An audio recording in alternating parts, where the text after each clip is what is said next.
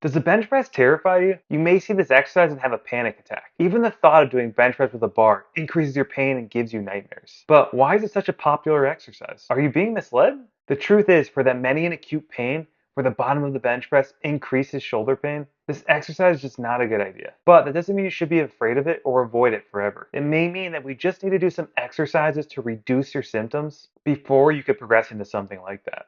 And we may just need to regress the movement a bit to meet you where you're currently at. This is how effective rehab is performed. And everyone's journey is going to be a little bit different. But the most important thing here is that you have an actual plan designed to get you back to bench pressing. Otherwise, you're going to feel lost, overwhelmed by too much information to just remain in pain and feel further frustrated. So let me help you get out of this cycle and provide an actual plan for you on this video. These are the normal mechanics of the bench press. The bench press is one of the most popular gym exercises. It primarily targets the pectoralis major, with additional support from the triceps and the anterior head of the deltoid. Now you can see from this video, the pectoralis muscles being the major and the minor, the anterior deltoid, as well as the triceps and the serratus anterior, all working to get that bar off the chest to push it up to the top. Now these muscles need to work together in a synergistic pattern to be able to get you to do that and be able to fully function without having that shoulder get too irritated. Now, let's start here with the return to bench press series. Exercise number 1 is going to be the banded reverse fly. So for this exercise, grab a band, put it around your wrist, lay back flat on the bench, pull the band apart with your fists as you pull down into a reverse fly. Okay, all you're doing here is you're reversing a bench press. You're starting at the top instead of at the bottom. You're pulling the band apart with good tension, trying to drive your elbows down to the ground. Now, it is very important to simulate the same pattern that your elbows would fall into and the same path that they would travel upon when you're doing a normal bench press. So by doing this, what's going to happen is you're going to turn on your external rotators because you're pushing against that band, and you're also going to turn on some of the mid-back muscles to kind of let that chest relax a bit on the way down.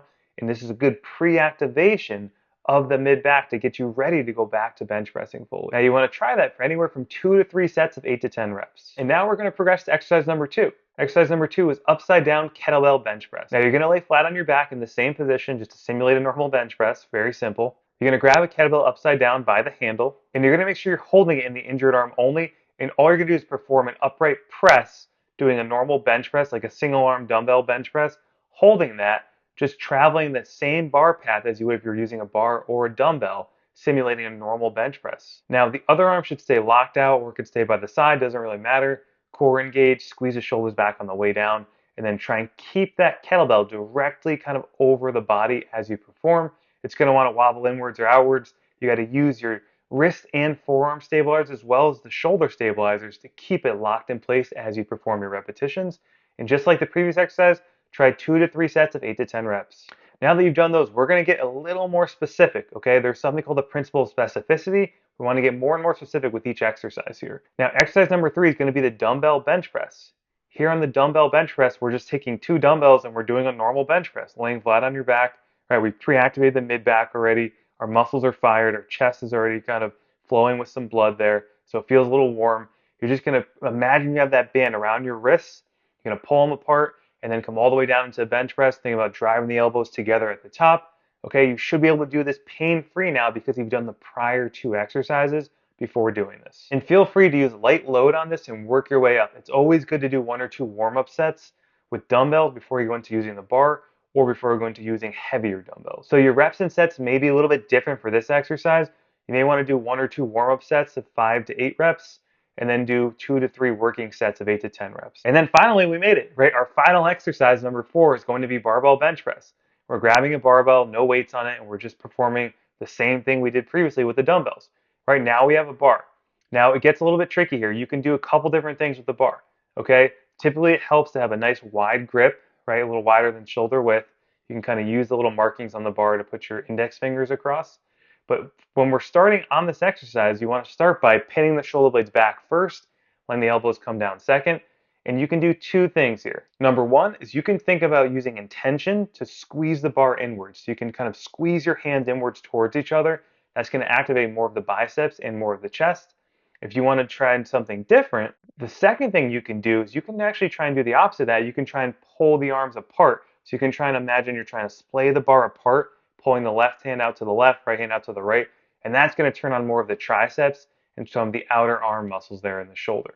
Okay? Now, this intention training always depends on your goals. If your goal is to build a big chest, while most people are bench pressing, then you want to squeeze inwards.